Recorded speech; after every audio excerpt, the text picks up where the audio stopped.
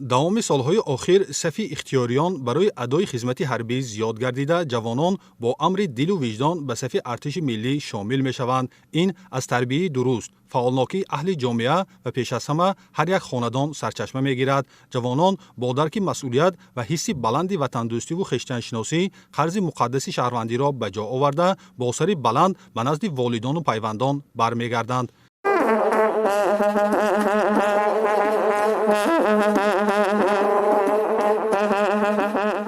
ин лаҳзаҳои пур аз фараҳу шодӣ қабули сарбоз сокини шаҳри Конибодом Ҷавоҳир Ширматов мебошад. Номбурда муҳлати муқаррар гардидаи хизмати ҳарбиро сарбаландона ба ҷо оварда ба зодгоҳи худ баргашт. Барои истиқболи сарбози шуҷову далери ватан, волидону пайвандон, аҳли маҳалла, ҷавонону наврасони деҳ сарҷамъ омаданд. Ҷавоҳир Ширматов пас аз хатми донишгоҳ давоми 1 сол дар қисми ҳарбии қӯшунҳои дохилии Вазорати корҳои дохилии Ҷумҳурии Тоҷикистон хизмати ватан модарро сарбаландона ба ҷо оварда, аз иҷрои қарзи муқаддаси худ хело сарфароз аст. Ба камол расонидани насли босаводу ояндасоз, меҳанпарасту худогоҳ аз вазифаҳои аввалин дараҷаи ҷомеаи шаҳрвандӣ ва пеш аз ҳама модарони мушфиқу ғамхор мебошад. Бояд тазаккур дод, ки Ҷавоҳир Ширматов фарзанди раиси кумитаи иҷроии Ҳизби Халқии Демократии Тоҷикистон дар шаҳри Конибодом Фирӯза Ширматова буда, бо хоҳиши худ соли қабл ба сафи артиши миллии худро пайваста буд.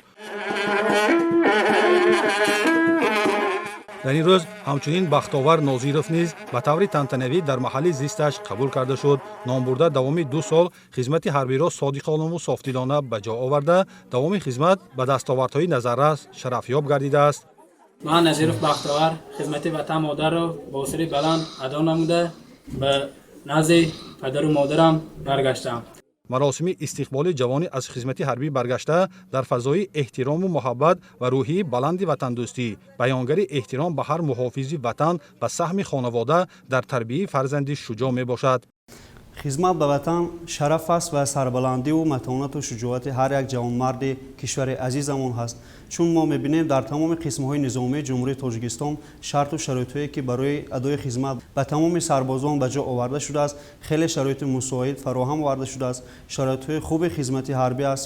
ин шарту шароити беҳтарине ки дар қисмҳои низомии тамоми кишвар мусоид барои адои хизмат оварда шудааст. аз ҳама талошу заҳматҳои бевоситаи асосгузори сулҳу ваҳдати миллӣ, пешвои муаззами миллат, раиси муаззами ҳизби халқии демократии Тоҷикистон, сарфармондеҳи олии қувваҳои мусаллаҳи ҷумҳурии Тоҷикистон муҳтарам Эмомалӣ Раҳмон мебошад. мардум дар симои мо ҷавонон ҳомиёнашонро мебинанд. мо бояд ба ин боварӣ сазовор бошем. воқеан ҳам имрӯзҳо бо дастгирӣ, таваҷҷӯҳ ва ғамхориҳои доимии сарфармондаҳи олии қувваҳои мусаллаҳ, президенти кишвар муҳтарам Эмомалӣ Раҳмон беҳтарин шарту шароит дар тамоми қисмҳои низомии мамлакат фароҳам гардида, ҷавонон аз хизмати хеш сарфарозу ифтихорманданд.